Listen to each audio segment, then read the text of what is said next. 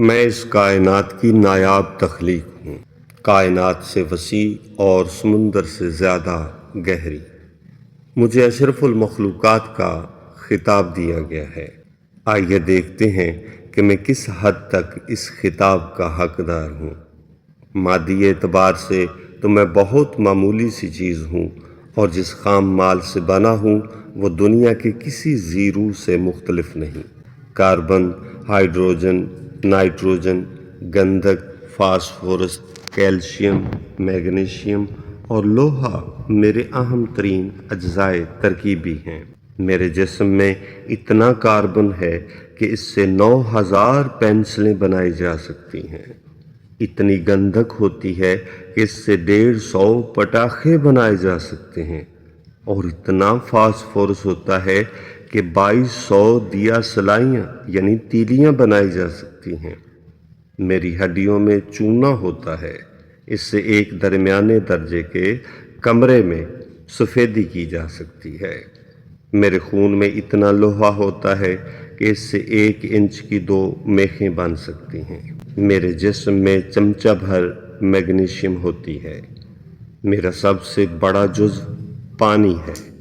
اگر ان اجزائے ترکیبی کو باہم ملانے سے انسان بن سکتا تو شاید میں بہت سستی چیز ہوتا، اور غریب سے غریب شخص بھی مجھے خرید سکتا۔ لیکن جب یہ عام سے عناصر میرے سانچہ میں ڈھل جاتے ہیں تو ایک ایسا انمول شاہکار وجود میں آتا ہے جس کی قدر و قیمت محض الفاظ میں بیان نہیں کی جا سکتی۔ میرا جسم ایک ایسی عمارت ہے جو خلیات کی اینٹوں سے تعمیر ہوا ہے۔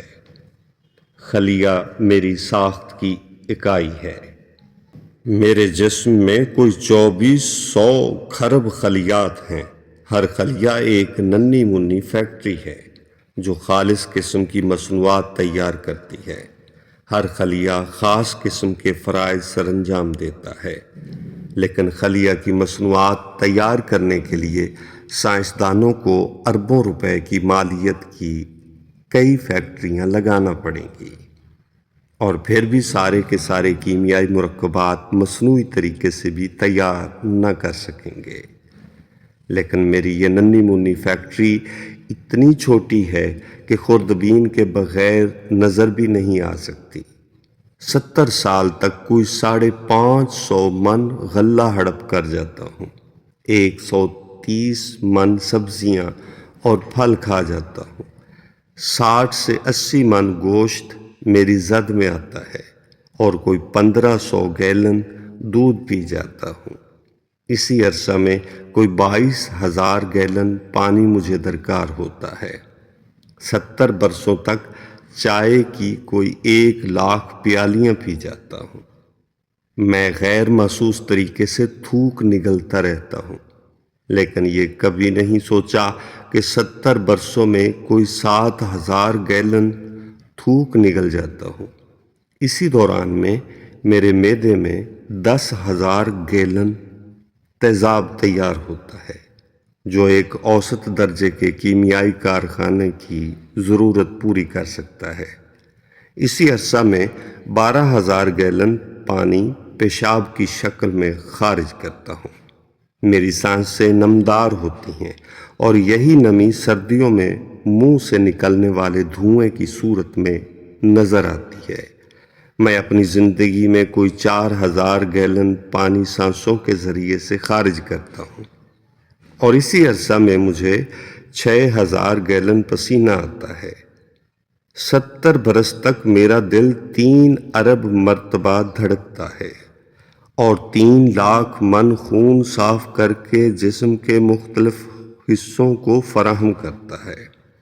اسی عرصہ میں میرا خون کم و بیش 40 کروڑ میل کا فاصلہ طے کرتا ہے۔ میرے ہم عصر خلاباز جب مریخ پر اترنے کے بعد واپس آئیں گے تو انہیں بھی لگ بھگ اتنا ہی سفر کرنا پڑے گا۔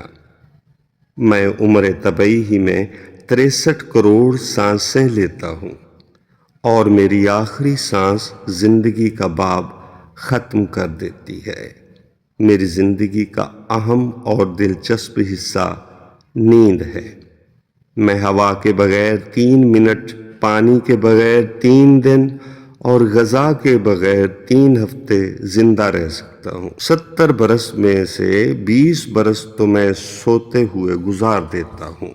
اپنی زندگی کے چند ابتدائی دن تو میں 24 میں سے 22 گھنٹے سوتا رہتا ہوں۔ عمر کے ساتھ نیند کی مقدار بھی کم ہوتی رہتی ہے۔ بچپن میں مجھے 8 گھنٹے سونا پڑتا ہے، جبکہ جوانی میں 6 گھنٹے کی نیند کافی ہوتی ہے۔ بڑھاپا اور ذہنی پریشانیاں نیند کی مقدار اور بھی کم کر دیتے ہیں۔ جب میں صحت مند اور بے فکر ہوتا ہوں تو صرف 15 منٹ میں سو جاتا ہوں، جبکہ بچپن میں تو بعض اوقات 1 منٹ سے بھی کم عرصہ نیند کی آغوش میں چلا جاتا ہوں، لیکن بعض اوقات کئی گھنٹوں کی کوشش کے باوجود بھی نہیں سو سکتا۔ سوتے میں میرے جسم کے 327 عضلات کام کرنا چھوڑ دیتے ہیں۔ اسی دوران میں کوئی پاؤ بھر پانی اور پسینہ سانس کے ذریعے جسم سے خارج ہوتا ہے۔ گرمیوں کے موسم میں اس کی تعداد بڑھ جاتی ہے۔ رات بھر کی نیند میں 6500 مرتبہ سانس لیتا ہوں۔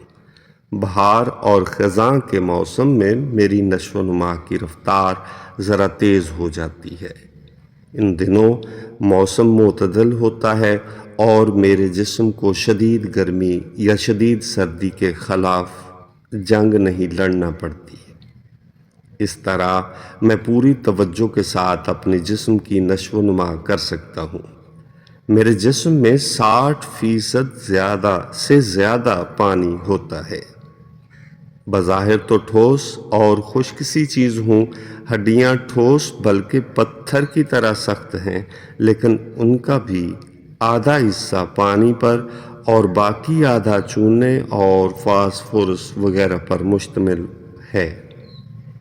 خون میں 76% پانی ہوتا ہے اور 24% ٹھوس اجزاء۔